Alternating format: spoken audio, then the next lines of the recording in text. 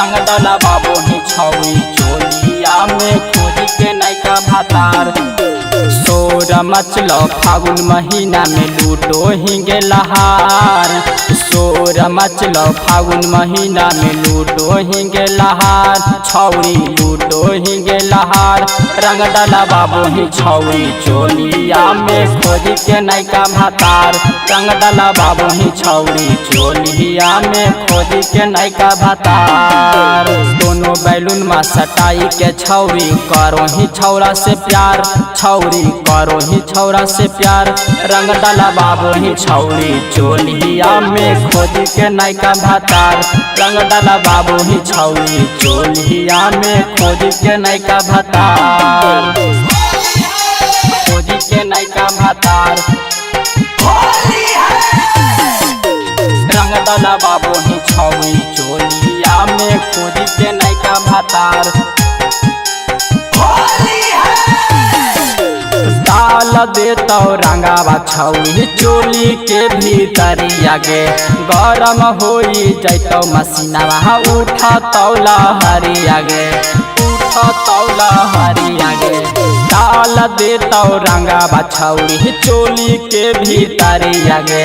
गरम होई जैतो मसीनावा उठा तौला हरिया गे। हरिया गे लमका पिचकारी डाली के छौरी कर देता बार पार। छौरी कर देता बार पार रंग डाला बाबू ही छौरी चोलिया में खोज के नैका भातार। रंग डाला बाबू ही छौरी चोलिया में खोज के नैका भातार। खोज के नैका भातार रंग डाला बाबू ही छौरी चोलिया में खोज के नैका भातार।